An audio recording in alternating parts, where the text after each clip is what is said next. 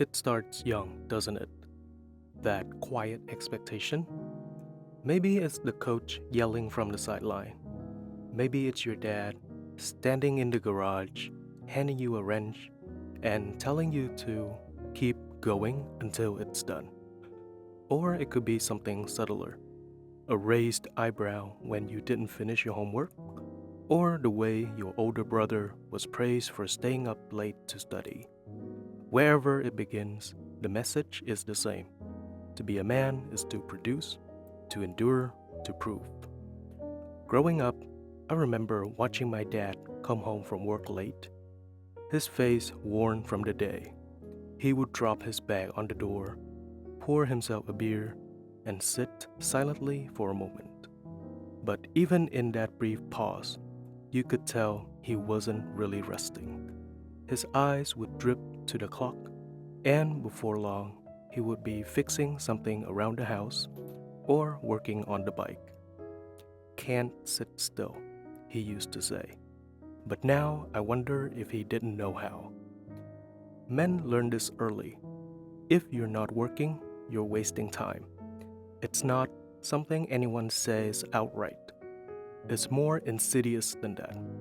It's the subtle praise you get for staying late at work, the admiration when you sacrifice sleep for a project, the way people assume you're serious if you look tired, stressed, or overcommitted.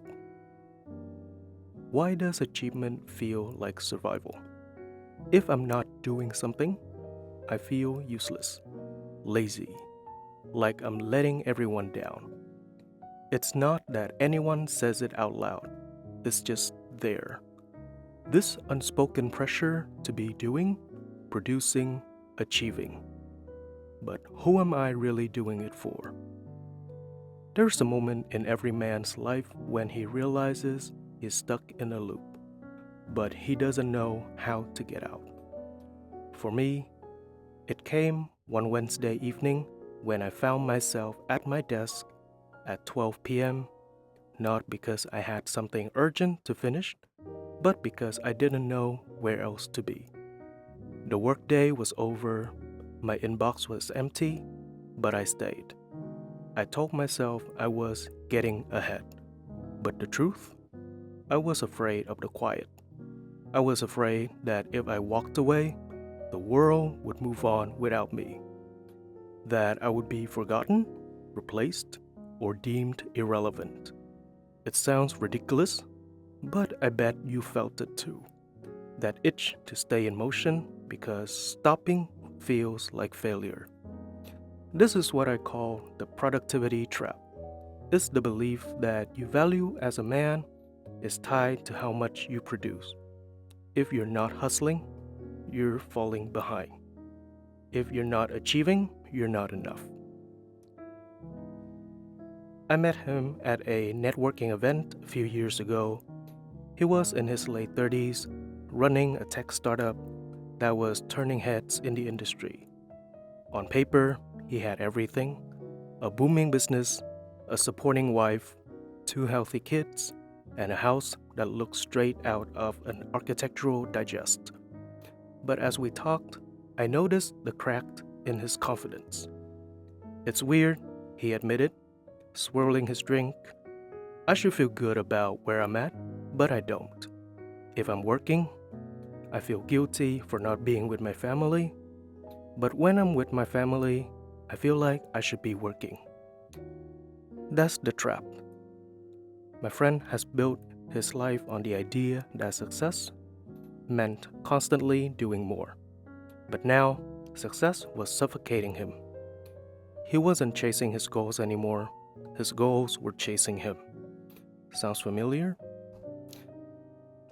This is what I call the cycle of never enough. Here's how it usually goes. You set a goal. You tell yourself, once I achieve this, I will take a break. You achieve the goal, but instead of resting, you feel restless. You wonder if you could have done it faster or better. You set another goal, because stopping feels like losing momentum. And so the cycle continues. This isn't ambition, It's addiction. We're hooked on the high of accomplishment, but the rush never lasts. Sometimes I wonder if I've really just existed, not achieving, not planning, not trying to better myself, just being. Even when I take a break, I feel like I have to justify it. I worked hard this week, so I've earned this. But why does rest have to be earned? Isn't it just part of being human? And why do I feel guilty when I let myself have it? Choosing to rest is an act of rebellion.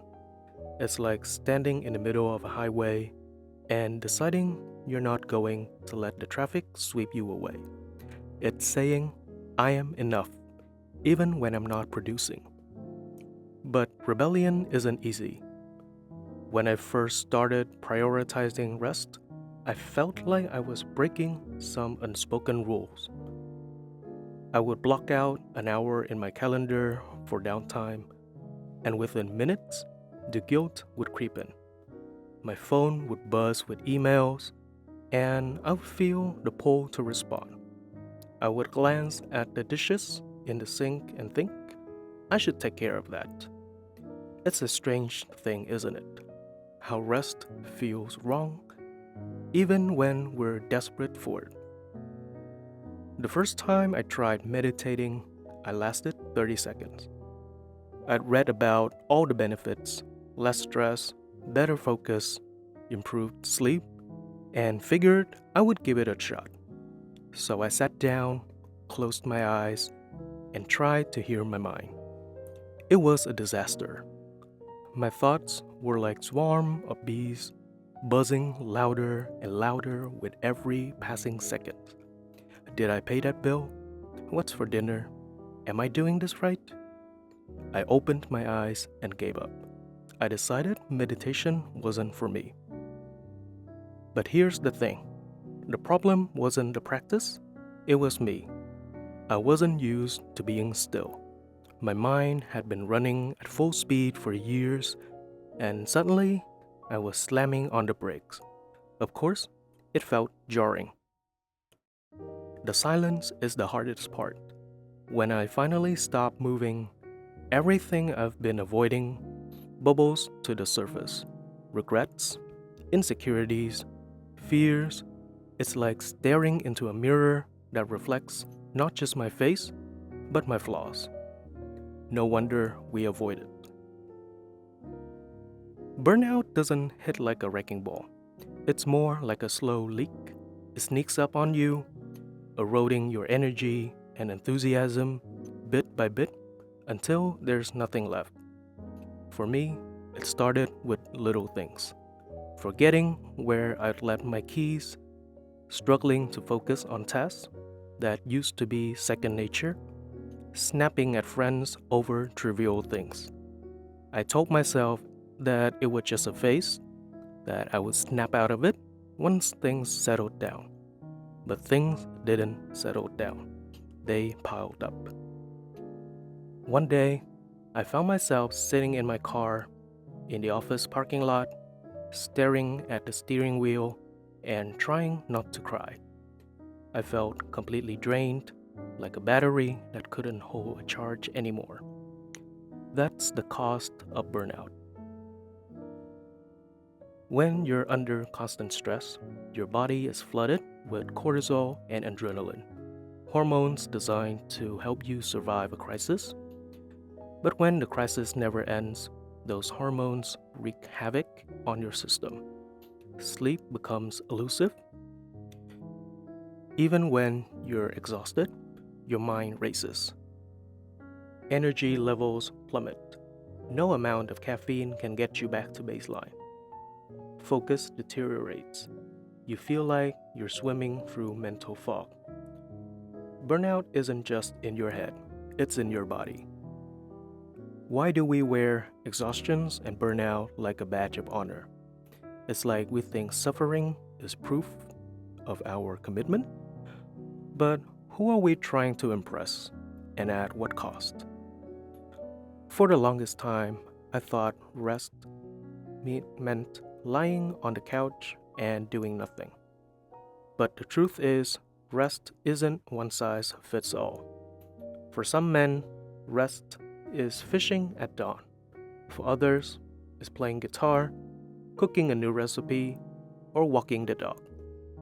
The key is finding what replenishes you, something that calms your mind and recharges your spirit. For me, it's writing.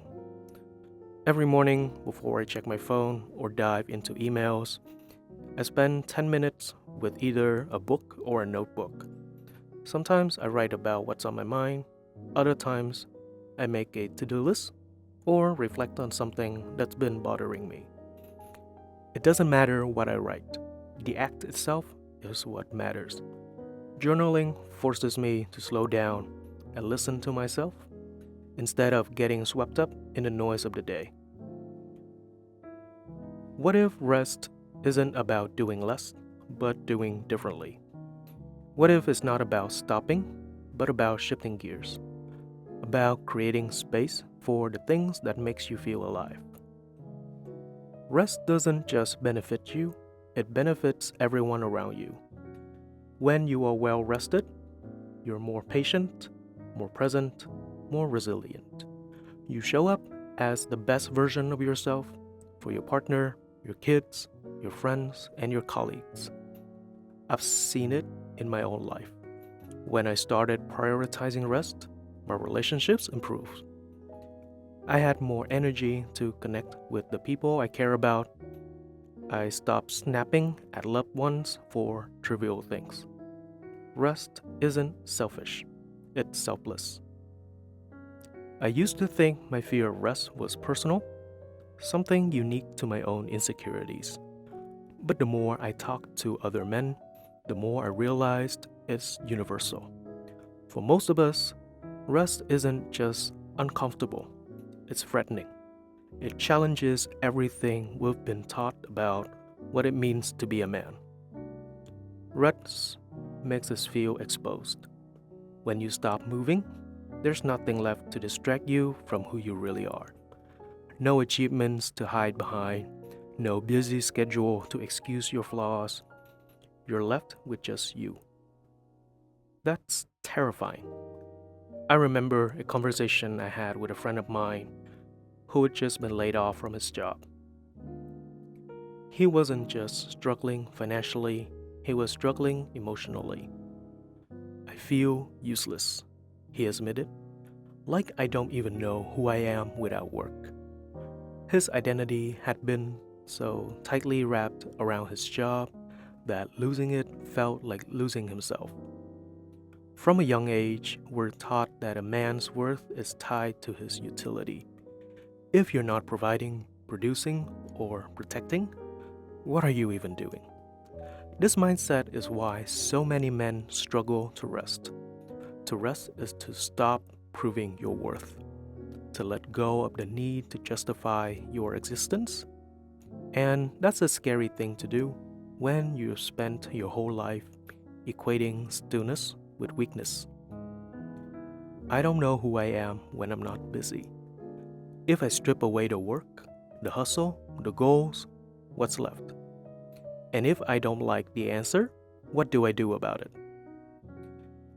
If rest feels threatening, maybe it's because our definition of success is broken. For most men, success is about accumulation, more money, more status, more achievements. But at what point does more stop being meaningful? At what point does this become a burden? I once heard someone say, true wealth isn't about how much money you have, it's about how much time you control. That hit me like a punch to the gut. I've spent years chasing financial success, but what good is money if you don't have the time to enjoy it? What good is a bigger paycheck if it comes at the cost of your health, your relationships, your sanity? The wealthiest men I know aren't the ones with the biggest bank accounts. They're the ones who figured out how to spend their time in ways that matters. Maybe success isn't about doing more. It's about doing less of what drains you and more of what fulfills you. It's about waking up and feeling excited, not exhausted. It's about having the freedom to say no to the things that don't align with your values. Success, I think, is about balance, and balance starts with rest. Understanding the importance of rest is one thing, implementing it is another. If you spend years in the productivity trap, rest doesn't come naturally. It's a skill you have to learn. Here are some strategies that have worked for me. The first one is to schedule it. If rest isn't on your calendar, it won't happen. Treat it like any other important commitments. Block out time for it and guard that time fiercely. Second is to start small. You don't have to overhaul your life overnight. Start with 5 minutes of intentional rest each day, whether that's meditation, journaling, or simply sitting quietly with a cup of coffee. Third is to define productivity. Rest is productive, it replenishes your energy, sharpens your focus, and makes you more effective in the long run. Stop seeing it as a luxury, it's a necessity. The fourth thing to do is to find your flow. Rest doesn't have to mean doing nothing. For some men, it's about finding activities that bring a sense of calm and flow, like painting, writing, or just doodling. The last one is to practice saying no. Every time you say yes to something, you're saying no to something else. Protect your time by being intentional about your commitments. When you embrace rest, the benefits extend far beyond yourself. My partner once told me, when you're rested, you're more you. That stuck with me. When I'm well rested, I'm more patient, I'm more present, I'm more attentive. I listen better, I communicate more openly, I show up for the people I love in a way I can't when I'm running on empty. Rest doesn't make you lazy, it makes you better. Since I started prioritizing rest, my productivity has actually increased. I'm more focused during working hours, and I make fewer mistakes. Rest doesn't take away from your work, it enhances it. At the end of your life, no one will care how many emails you answered or how many hours you worked. They'll remember the moments you were present, the laughter, the love, the connections. Rest gives you the energy to create those moments. Maybe the point isn't to leave behind a list of accomplishments. Maybe the point is to leave behind a life well lived. Rest isn't just about recharging, it's an act of creativity. When you allow yourself to slow down, you make space for the things that truly matters. The art you want to create, the relationships you want to nurture, the life you want to design. In Western culture, we're taught that doing nothing is a waste of time. But in many other cultures, stillness is seen as an art form. Take dolce far niente, an Italian phrase that means the sweetness of doing nothing. It's not laziness, it's intentional. It's about savoring life's simple pleasures, sitting in the sun, enjoying a good meal, or watching the world go by. When was the last time you let yourself simply be without feeling guilty about it? What parts of me come alive in stillness? Who am I when I'm not chasing, striving, or getting something? Sometimes the best way to understand the power of rest is to hear how it changed the life of others. A friend of mine used to be the textbook definition of a workaholic. He worked 60-hour weeks, rarely took vacations, and wore his exhaustion like a badge of honor. Then one day, his body gave out. He collapsed at work and ended up in the hospital. I thought I was invincible, he told me later, but that moment forced me to face the truth. I'd been neglecting myself for years. After his recovery, he made a radical decision. He cut back his hours, started meditating, and took up painting, a hobby he hadn't touched since college.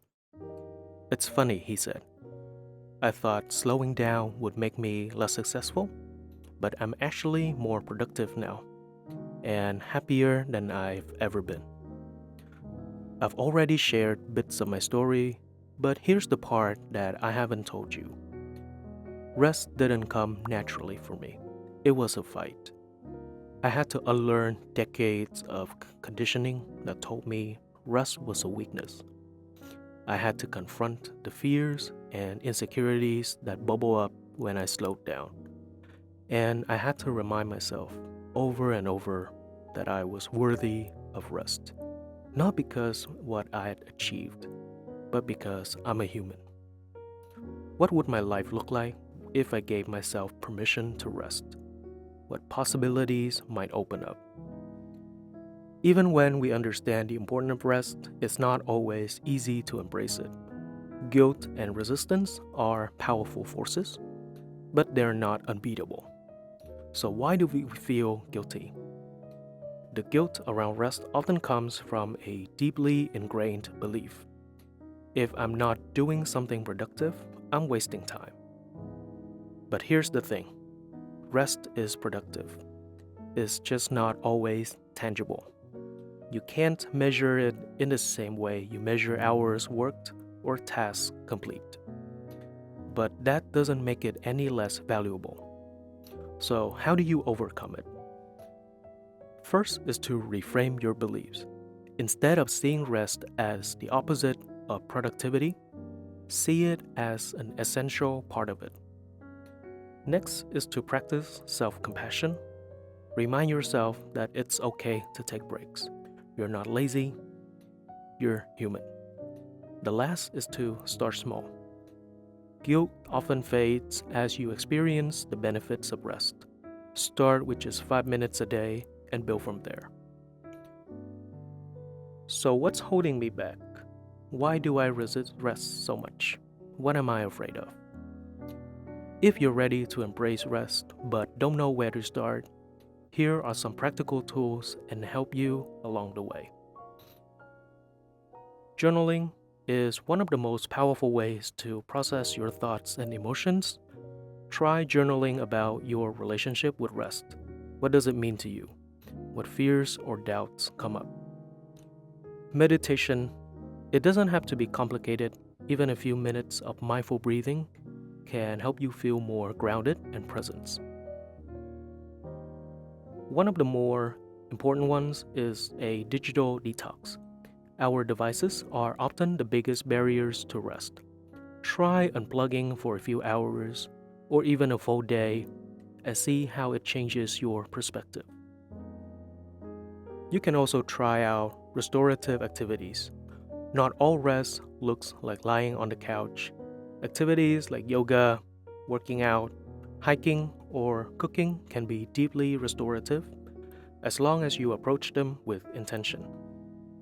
And lastly is to take accountability. Sometimes it helps to have someone else remind you to rest. Find a friend, partner, or coach who can hold you accountable to your commitment to self-care. Rest isn't just a personal practice, it's a cultural shift. When we prioritize rest, we're challenging the status quo. We're saying no to the toxic hustle culture that tells us our worth is tied to our productivity. We're creating a new narrative, one that values balance, well-being, and sustainability. What kind of world do we want to create for the next generation? And what role does rest play in that vision? To end the video, rest isn't a luxury, it's a necessity. It's not a sign of weakness, it's a sort of strength. As men, we've been taught to push ourselves to the limit, but maybe true courage isn't about how much we can endure, it's about knowing when to stop, to breathe, to heal. The journey to rest isn't easy, it's a fight against deeply ingrained beliefs and cultural norms. But it's a fight worth having for ourselves, for our loved ones, and for the lives we want to create. Thank you guys for watching. And for more articles and fountain pens and writing resources, please visit my website at awritingguy.com. And if you have your own thoughts and comments about this video, please write them down below. I read all of them. And thank you guys for watching, and I'll see you in the next one.